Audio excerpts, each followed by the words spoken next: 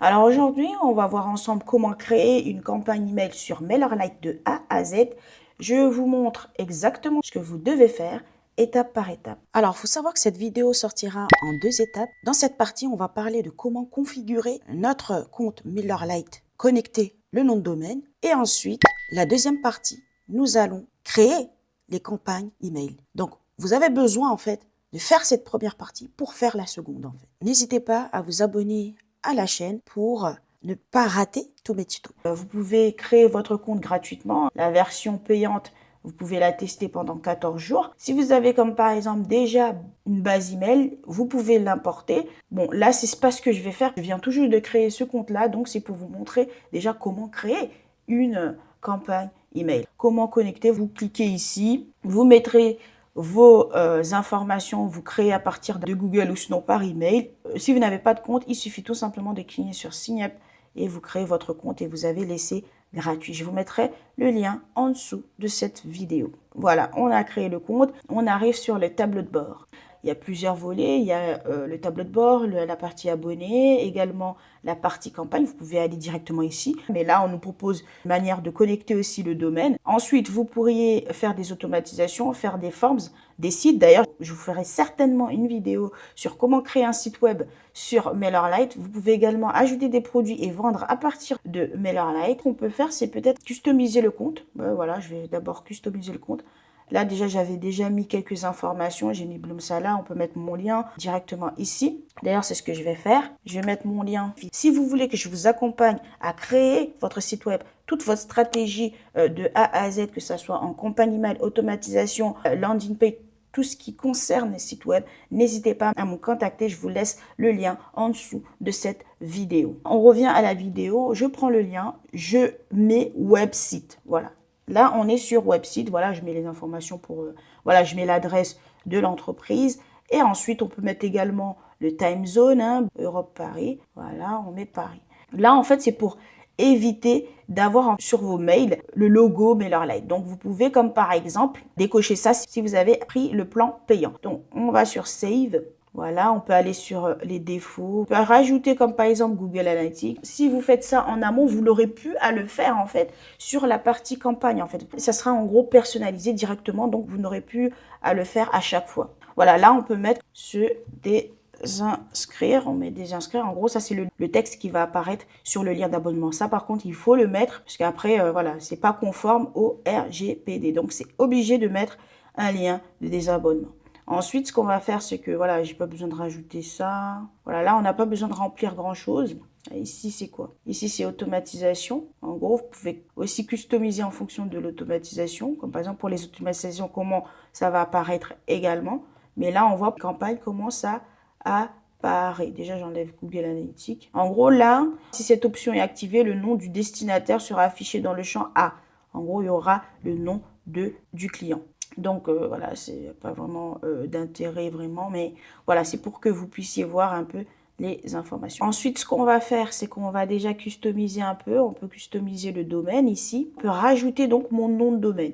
Mais comme vous avez pu le voir plus tôt, on nous a proposé de le connecter à partir du tableau de bord. Donc, on peut le faire à partir d'ici, en fait. En gros, le customiser directement ici. Mais moi, je préfère, comme par exemple, le connecter à partir de compte parce que certaines personnes ont déjà le compte. Donc, c'est intéressant de le faire à partir des settings, c'est-à-dire des paramètres. Je vais, comme par exemple, sur domaine. Je vais sur ajouter un domaine. C'est là qu'on va rajouter. Bon, vous pouvez mettre en français hein, si vous avez du mal avec l'anglais. Là, on nous dit donc qu'il n'y a aucun domaine. Ce qu'on peut faire, c'est connecter le nom de domaine en question, c'est-à-dire Bloomsala. On va donc rajouter le domaine professionnel. Comme je l'ai dit, il faut ajouter un nom de domaine professionnel. Donc, si vous n'avez pas de nom de domaine professionnel, n'hésitez pas à le créer à partir de votre hébergeur. Donc, moi, ce que je vais faire comme ça. On va mettre Bloomsala. Bon, là, je vais essayer. Le tuto, ce n'est pas de créer une adresse email. Là, le tuto, c'est de créer une campagne email. Donc là, en gros, je mets tous les paramètres pour éviter de le faire sur chaque campagne, en fait. Donc là, j'ai mis mon adresse email professionnelle, je mets enregistrer. Là, c'est pour pouvoir connecter. Donc là, on sait que, voilà, ça sera le nom de domaine. Ce qu'on va faire, c'est qu'on va créer un enregistreur CNAME. Là, vous allez me dire, mais pourquoi ne pas le faire à partir de Gmail?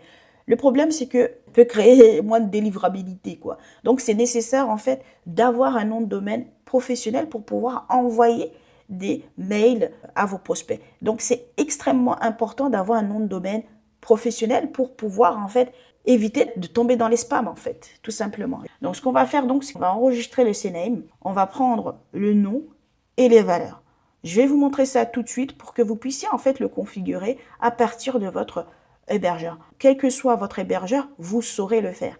Je vais créer ça sur mon compte Infomaniac. Bon, là, je suis sur Infomaniac, je suis sur la partie administrateur de mon compte. Ce qui va se passer, c'est que je vais rajouter le nom de domaine. Je vais sur domaine. Voilà, je vais sur domaine, je clique sur le domaine en question. Ensuite, ce qu'on va faire, on va sur modifier le domaine. Comme on nous a dit ici, c'est de rajouter en fait un enregistreur. Donc là, ce que je vais faire, c'est que je vais rajouter. On va ajouter un enregistreur. Voilà.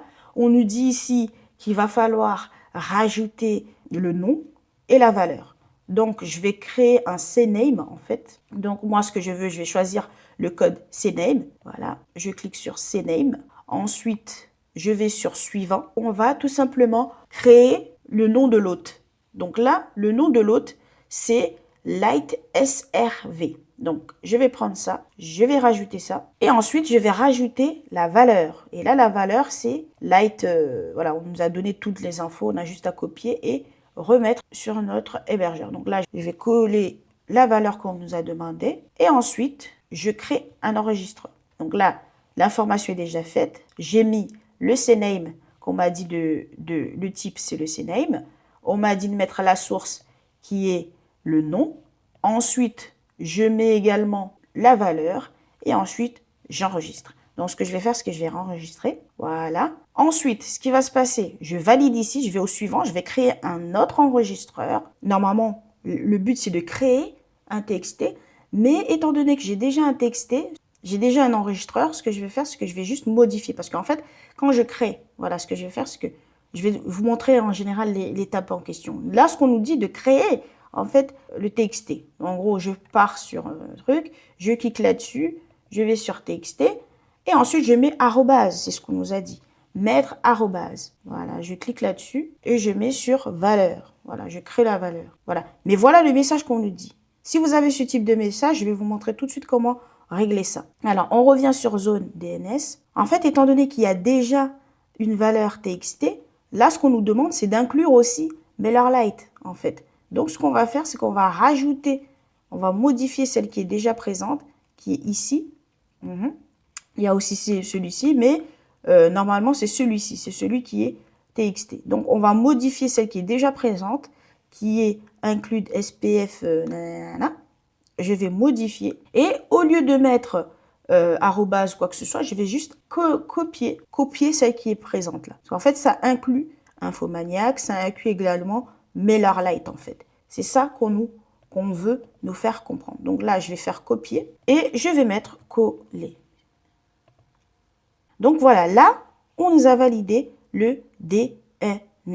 Maintenant, comme vous pouvez voir, il y a le mail MailerLite qui a été connecté. Maintenant, je vais aller sur suivant. Après avoir validé le premier enregistrement TXT, il y a un deuxième qui permet de vérifier le nom de domaine.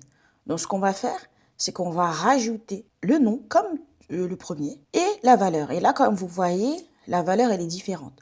Ici, c'est MailerLite-domaine, alors que tout à l'heure, c'était SPF, je ne sais plus.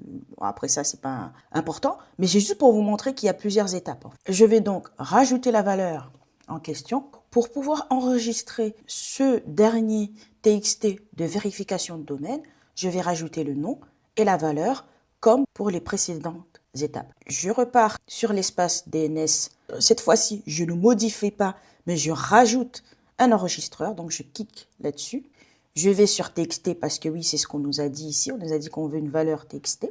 Donc, je rajoute TXT. Je vais sur suivant. Et ensuite, je vais rajouter la source qui est le nom de l'hôte, c'est-à-dire le nom ici. Je vais rajouter arrobase. Je vais faire copier et je fais coller. Ensuite, je vais mettre la valeur en question, celle qui nous a été donnée ici. Je vais copier. Ensuite, je ramène sur la valeur en question. Donc là, comme vous pouvez voir, c'est bien la valeur MailerLite nanana. Et ici, comme vous pouvez voir, c'est TXT, arrobase, et la valeur qu'on nous a dit d'enregistrer. Donc, je vais enregistrer. Maintenant, on nous dit entrer. Voilà, tout a été enregistré avec succès. Donc, ce qui va se passer, c'est que je vais cliquer désormais sur vérifier les enregistrements. Et là, comme vous pouvez le voir, on nous dit que ça va prendre un peu de temps. Normalement, si c'est OK, ça va être valide. Bon, là, je vais fermer, hein, ça ne sert à rien de rester sur ce volet. Et maintenant, on nous a authentifié. Donc là, le domaine est bien validé. Ce qui est intéressant, c'est que là, au moins, le processus est fait, en fait. Ça veut dire qu'aujourd'hui, notre nom de domaine est authentifié. C'est parfait.